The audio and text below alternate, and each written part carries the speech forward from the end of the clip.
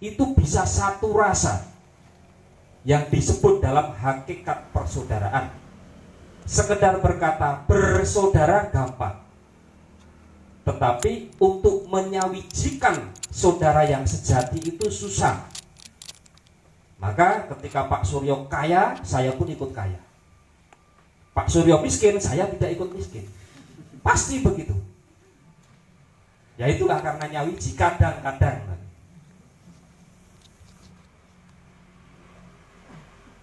Hal itu bisa dijadikan tauladan di era sekarang.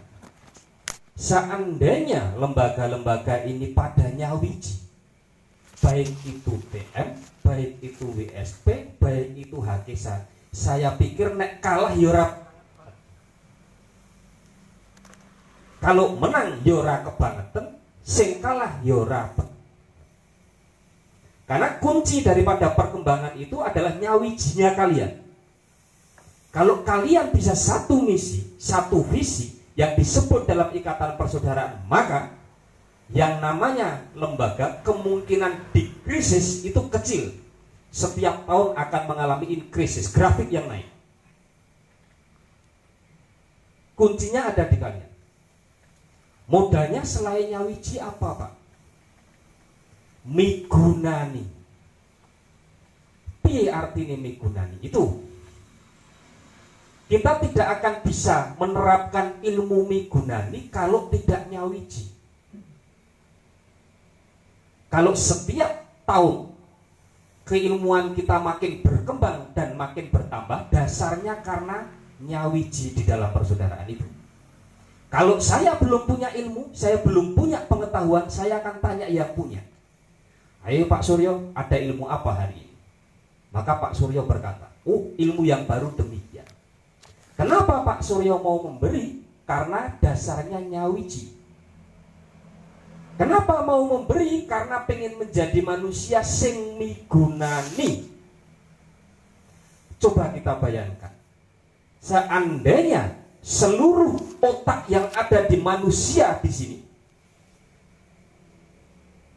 menjadi miliknya satu orang, dah pintere kaya ngopo. Nek ramalah bledos. Nah, coba kita semuanya, semua otak-otak yang ada di sini, semua kemampuan orang-orang yang ada di sini mlebu ning uteke Mbah Anom dadi siji plus rak dadi pinter Mas. Wangel ora ini. Maka kenapa kita bisa dipertemukan? Dasarnya adalah nyawiji. Menjalin persaudaraan itu nyawijekne rasa. Kita bertemu. Nek wis kepiye? Ya dadi wong sing migunani. Aja do nyekel HP main. Manfaatmu apa? Kok sudah ketemu? Yuk tekon kancane. Piye lembagamu kok iso berkembang? Tidak berkembang. Lalu piye kok dadi wong sugih? Piye carane menerapkan pemasaran? Inilah yang migunani. Maka nek dadi wong aja sing pelit. Nek karo wong liya monggo, tetapi di dalam hierarki persaudaraan yang kita tanamkan, kita tidak pernah pelit terhadap ilmu. Dari dulu sampai sekarang. Kalau Anda lihat dalam kegiatan kita selalu nyengkuyung. Tidak hanya sesama lembaga, bahkan antar lembaga. Kalau ada lembaga lain yang bertanya gimana cara mengembangkan yang baik, kita itu selalu welcome. Semuanya selalu terbuka. Ini yang disebut migunani. Maka ketika Anda punya sedikit ilmu, sampaikanlah walau satu ayat. Siapa tahu berguna bagi saudara kita. Jadi setiap bertemu, setiap ada pertemuan, jangan berpikir itu bagian daripada rutinitas. Jangan hanya berpikir, oh setiap tanggal sekian kita ada rapat, ini bagian daripada rutinitas. Tidak boleh begitu. Kalau kita sudah punya jadwal untuk nyawiji di tanggal sekian, maka harus berpikir gimana caranya kalau sampai sana nanti menjadi manusia yang berguna. Kalau semua berpikir itu, maka semuanya pulang pasti mendapatkan ilmu yang lebih. Kalau Anda datang hadir di rapat malam hari ini, lalu pulang tidak mendapat apa-apa, maka Anda belum menjadi orang yang berguna.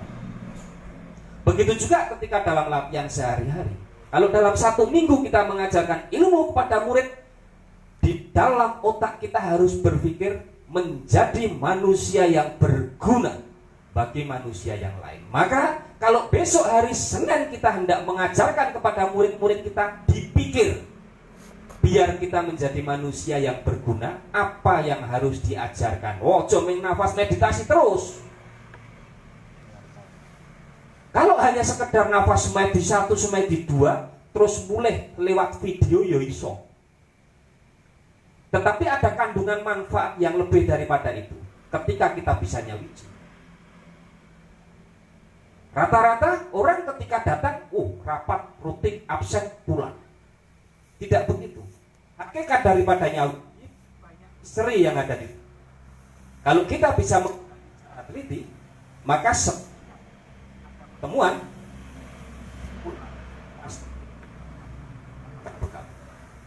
setiap ada pertemuan pulang kita akan bekal.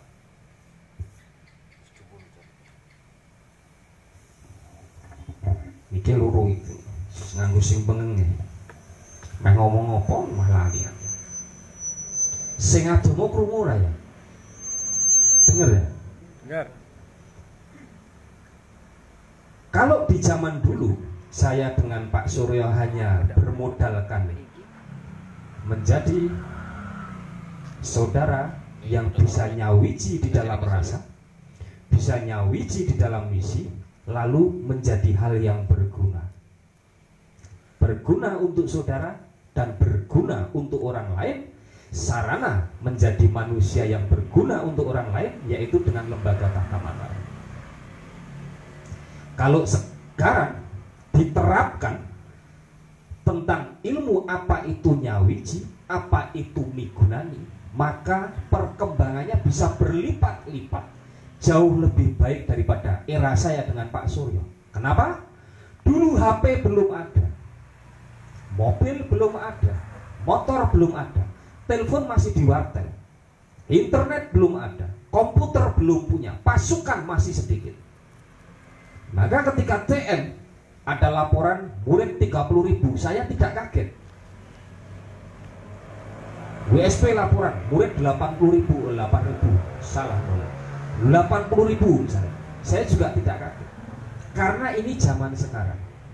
Perbandingannya adalah ketika dulu pada waktu saya usia 14 tahun punya murid 600 orang, itu pol-polan.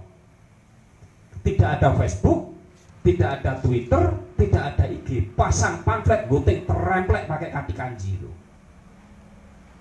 Tapi hal itu bukan jadi masalah karena modalnya saya bukan orang yang berada tetapi beradab. Modal dasar mendirikan lembaga hanyalah nyawiji sijilan sijile lalu menjadi manusia sing migunani. Hanya itu saja. Alhamdulillah sekarang di depan saya banyak orang-orang hebat bisa dihadirkan di sini dengan modal itu. Kalau Anda punya modal itu, seyogianya pasti lembagamu akan lebih berkembang di tahun ini dan tahun-tahun depan. Amin. Kan begitu. Your organization is increases this year. Yes. Don't decrease. Mudeng ora aku dhewe ora mudeng. Pokoke ngono. Ini harus selalu berkembang. Mudah-mudahan selalu berkembang di tahun ini. Amin. Kalau sekarang di sini ada orang 50, coba bayangkan. Seandainya Anda punya murid 30.000 dan Anda bisa tanya satu-satu. Bapak kerjanya di bidang apa, Pak? Wah, aku di galian tambang. Galian tambang itu yang seperti apa? Yang seperti ini. Maka sesungguhnya orang yang cerdas itu adalah orang yang selalu menganggap dirinya bodoh. Kalau kita kemana-mana setiap ada saudara kita tanya, Bapak bidangnya apa? Wah, aku pernah tekok neng Pak Kris, bisnis apa? Dodolan motor second, Mas. Badine piro? Ana sing 500, ana sing 1 juta. Sing payu apa? Nek ning desa-desa grand, nek sing metik-metik ra begitu payu. Bar kuwi mulih khotbah kuwi. Nek meh bisnis dealer motor, carane ngene iki. Kaya ya. Coba kita bayangkan. Kalau ada 1000 orang seperti Pak Kris, sing satu bisnis dealer, sing satu developer, sing satu ngapling tanah, sing satu sarjana hukum, sing satu dirjen pajak, sing satu DLAJ, sing satu polisi, sing satu tentara, dah ampun Mbah Ano. Yang disayangkan adalah apakah Anda pernah bertanya di sebelah kanan dan sebelah kiri Anda itu? Sing tok tekokke budget ora, ayo mangan bareng paling ngono. Kalau Anda mau bertanya, mau berlapang hati, piye muridmu kok iso berkembang? Nah, di dalam pelajaran ilmu itu tidak selalu yang ini. Yang namanya belajar ilmu itu tidak selalu plus ya. Seorang intel, seorang polisi itu tidak akan pernah bisa menangkap seorang pencuri kalau dia tidak tahu ilmu caranya mencuri. KPK itu tidak akan pernah bisa menangkap orang yang korupsi kalau dia tidak tahu bagaimana caranya korupsi. Jadi yang ditanya jangan yang muridnya banyak toh. Lah kok muridmu bisa sedikit, kenapa Mas? Wah, mergone ngene iki. Itu adalah ilmu lebih berharga daripada ilmu yang muridnya banyak. Kalau Anda muridnya sudah banyak, maka dibutuhkan pelajaran ilmu yang muridnya sedikit. Supaya apa? Kejadian tidak terjadi yang kedua kali. Jangan yang ditanya yang surplus tok. Minusnya kudu ditekok nih. Nek perlu malah tekok akeh minusnya. Plusnya rasa ben minus terus. Artinya ada titik keseimbangan antara plus dan minus.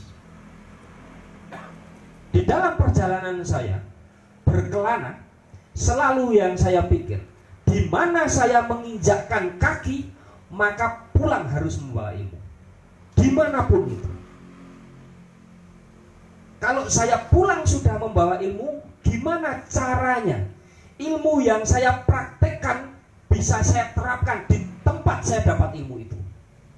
Jadi kalau saya berangkat di Jakarta, kulik ilmu di Jakarta, pulang dianalisa, lalu saya berpikir gimana caranya ilmu saya itu bisa bermanfaat di Jakarta itu.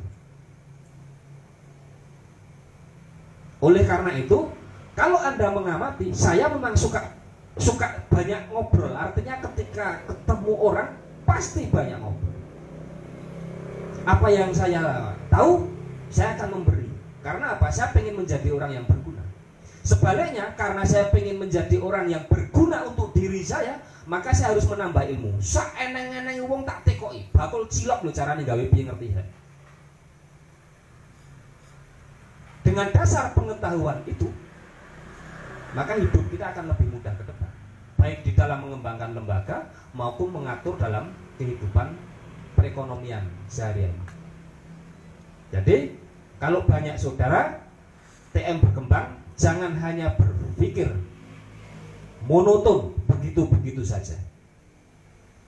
Tapi gimana caranya kita punya banyak manfaat dengan adanya nyawiji itu sendiri? Kalau kita sudah punya bekalnya, maka jadilah orang yang berguna. Bisa dipahami? Lalu enak di dalam istilah semua agama. Selain kita berusaha mencari saudara sebanyak-banyaknya, nyawiji sak raket-rakete, mencari ilmu sebanyak-banyaknya, ada istilah namanya doa. Setuju? Setuju. Nah, makanya nek ning agama tulisannya selain kita berusaha, kita harus berdoa. Ya kan? Misteri apa doa yang selalu saya pakai? Pak, saya senengnya didongani. Orang yang paling mujarab doanya itu orang yang susah atau orang yang tidak susah. Yang susah ya. Semakin susah orang itu, maka doanya makin mujarab. Jadi nek kowe pengen dadi wong sing doane mujarab, dadi wong susah. Lho piye bener lah? Anak yatim gak punya bapak ibu, uripe susah, dongane manjur mesti. Lah. Tetapi karena kita tidak pengen kok jadi orang susah. Lah caranya piye? Kalau Anda punya rezeki, berbagilah kepada orang yang susah. Karena tidak semua orang itu butuh ilmu. Ada orang yang butuh madang tok, nggak butuh ilmu perpajakan, tidak butuh ilmu tahta mataram, tidak butuh ilmu lembaga yang lain. Yang dibutuhkan yang penting hari ini dia bisa hidup dan bisa makan. Nek wong susah kan ngono. Mah mikir usaha apa? Mangan wae angel. Nah, kepada orang-orang susah kita berbaginya bukan ilmu, tetapi apa yang dibutuhkan orang itu. Nek butuhe APD, situ mampu beli APD ya dinai APD. Kalau butuhnya beras, situ mampu beras ya dinai beras. Ini bagian daripada berbagi. Dadi wong sing migunani itu tidak hanya berbagi ilmu, neng yo berbagi duit barang. Nek situ punya uang yo bagek-bagekno, sing penting awakmu jangan kere, ngono lho. Nek kowe duwe duit 1 yuta, ya nyumbang YPLA ben dadi wong sing migunani. Engko bariki muga-muga transferane tambah. Amin. Selama 50.000 kita tidak miskin, ngapain tidak berbuat sesuatu? Kalau memang hal itu sangat berguna. Sing dongakne wong akeh. Nah, kalau situ pengen dapat orang yang mujarab, dapat doa-doa yang mujarab. Tadi bunyinya apa? Nek agama, nek doa yang paling manjur itu orang susah lah. Maka ketika Anda pengen dapat doa yang luar biasa, bantulah orang-orang yang susah semampunya. Nek mampumu beras sekilo, neono beras kilo. Kalau mampumu beras setengah kilo, ya dikasih setengah kilo. Mampumu sak kintal, ya dine sak kintal. Sak duwene, yang penting dengan caramu berbagi, hartamu tidak berkurang dan dirimu masih bisa hidup dan masih bisa makan.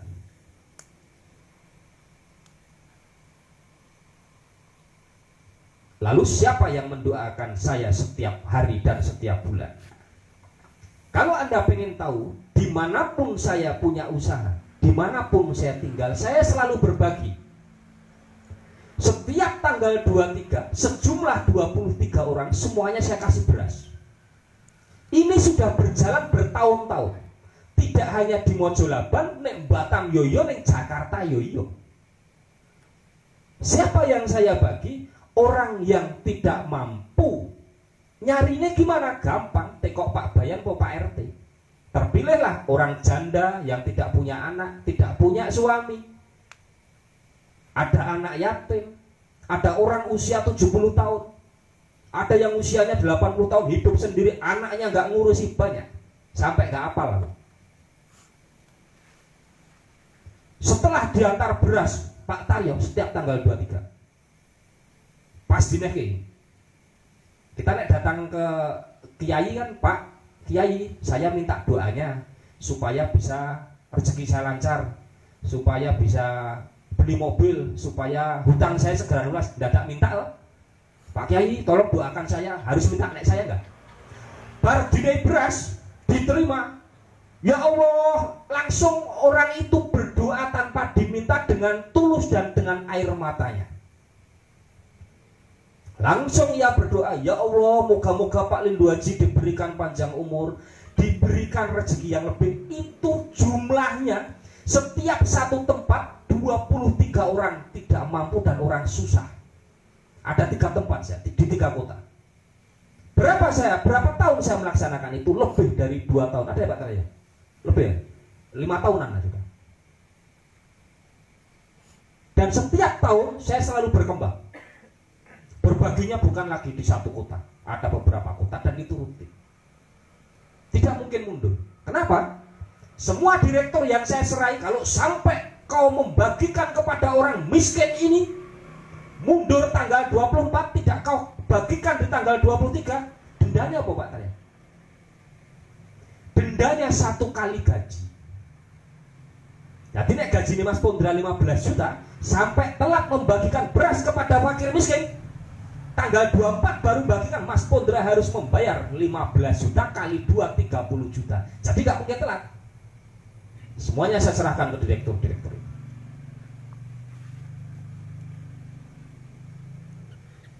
Maka saya tidak perlu datang teko, Pak tolong doakan bahwa ke buah apa teko ning dukun lah. Nek ndongake dhewe rada aneh.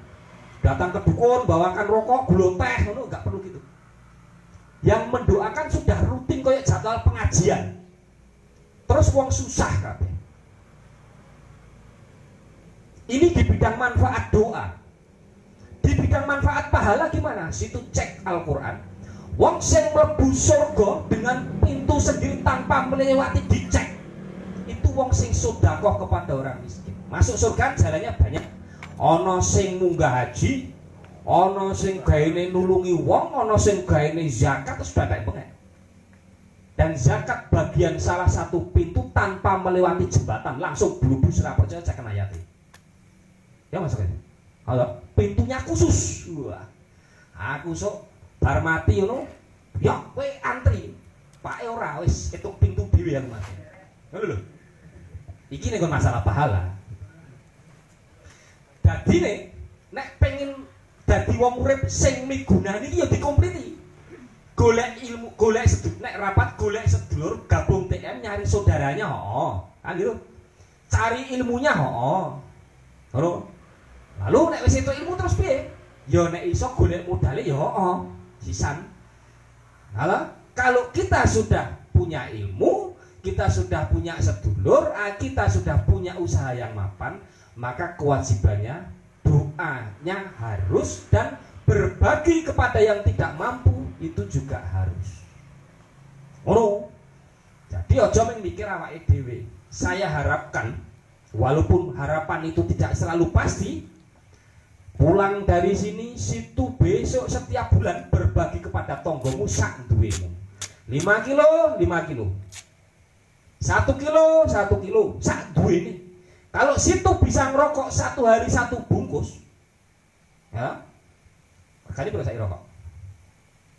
20. Ais 20.000 lah. Ping 30 itu kan 600.000. Ya. Nek 20 ping 30 600. Tok sisike nggo beras sekilo berapa sih? Wah, 11. Tok sisike 50.000. 50.000 nek ke tonggo sebelah kanan. Wah, Bu, Ibu janda zakatku. Sesuk nek ke sebelah kiri, sesuk nek ke sebelah ngarep, sesuk nek ke sebelah mburi nyicil siji-siji. Sing ndongokne awakmu itu tulus ikhlas betul tanpa diminta. Setelah tokne beras, ya Allah, mugi-mugi sing ngenehi sesuk mlebu swarga. Sesuk rezekine luwih akeh, kuwi jan tulus ikhlas tenan, bahkan dipenuhi dengan air mata. Nek wis ngono wong teko, kae wong ndi kok murid tahta Mataram. Wah. Maka harkat martabatnya tahta Mataram itu juga ikut ke bawah. Gitu loh. Tahta Mataram pimpinannya sapa? Wah, Pak Suryo Nagapati sama Mas Rewa melu kegowo gede dase. Nggur. Kan gitu. Nek saya rasa diomong mesti otomatis lah. Intine ngono kuwi.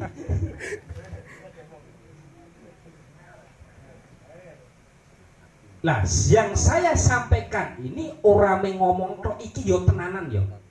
Artinya kalau saya berani menginstruksikan demikian, saya sudah melakukan bertahun-tahun dan merasakan manfaatnya. Itu. Kalau Anda bisa mengikuti, harusnya seyogyanya bisa jauh lebih cepat berkembang daripada Pak Suryo dan saya. Kenapa? Karena di lapangan itu banyak potensi terpendam yang kita tidak bisa sentuh.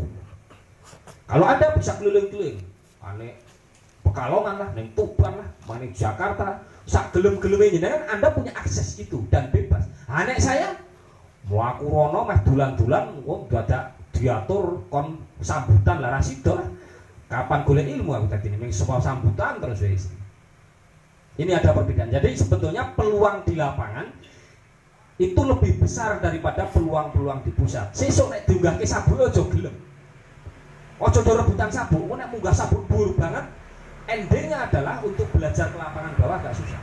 Jadi jangan pernah bangga bersabuk tinggi. Nek diunggahke ya alhamdulillah, nek ra diunggahke ya malah beneran. Karena semakin di bawah, potensi berkembangnya akan semakin mudah. Seandainya saya diminta memilih, aku milih sabuk polos saiki. Enak iso ngedeki mebel ning ngendi kaya daerah iki. Wah, mlaku ning Padangan ngedeki mebel ning Padangan. Pekalongan buka toko batik ning Pekalongan sak gelem-gelemku nek sabuk polos ya. Aku ning Pekalongan ning kono buka toko pedagangnya nggo rapat TM lah, ra sido buka lah. Ada hambatan di situ. Jadi semakin tinggi jajarannya, sabuknya justru akan semakin susah untuk berkembang. Jadi yang lapangan harusnya kembangkan potensi. Nah, karena saya punya bekal ilmu sing bagi-bagine dulur ki mau tidak kekalah celah. Ketika potensi di lembaga kecil, maka saya buka potensi di luar. Yang namanya orang tetap harus berusaha gimana caranya kita bisa berkembang. Maka sudah pas tema daripada Milad TM malam hari ini.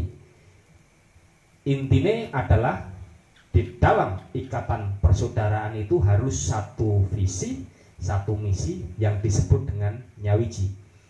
Kalau sudah nyawiji, yuk kita bersama-sama menjadi orang yang berguna, sik migunani, wong ra duwe ya iya, untuk lembaga juga iya, untuk pengurus-pengurus yang ada di sini juga iya. Kalau itu diterapkan, maka serumit-rumitnya masalah di dunia ini insya Allah bisa terurai. Kerumitan itu dilambangkan dengan logo batik yang ada di Tahta Mataram itu. Seperti kalau kita bisa nyawiji dan kita bisa menjadi manusia yang migunani, maka ketika dulu di Jawa masih banyak orang-orang tidak beragama, dengan adanya Wali Songo, Islam bisa tersebar di Jawa terutama dan seluruh Nusantara yang disimbolkan dengan 9 bintang yang artinya ada 9 Wali Songo. Lalu menjadi cerah cahaya itu, sekarang Islam berada di mana-mana. Sukses programnya Wali Songo yang dilambangkan dengan bulan dan cahaya di tengah 9 bintang itu. Dasarnya apa? Jadilah orang yang mau berbagi, jadilah orang yang punya akhlak, berdoa kepada sesama dan saling mendoakan yang ditandai dengan warna kuning, yaitu iman dan takwa. Lalu menjadi manusia harus yang punya mental dan handal, pemberani, berani berspekulasi dalam melakukan sesuatu yang dilambangkan dengan warna merah. Dan hal itu semua berada di dalam satu logo itu bernama Lembaga Pendidikan Tahta Mataram. Mudah-mudahan dengan adanya milad ini Tahta Mataram ke depan jauh lebih baik. Doa kita, semua doa-doa para sesepuh, tentu lembaga TM ke depan dan ke depan akan lebih baik dan lebih baik lagi. Demikian dari saya. Wassalamualaikum warahmatullahi wabarakatuh. Waalaikumsalam warahmatullahi wabarakatuh. Kepada Bapak Lendo Haji kami haturkan banyak terima kasih. Saudaraku, mari kita bersama-sama melakukan perenungan sejenak pada malam tirakatan malam ini. Kita mencoba untuk merenung tentang arti nyawiji rasa migunani marang liyan. Pada malam ini lembaga kita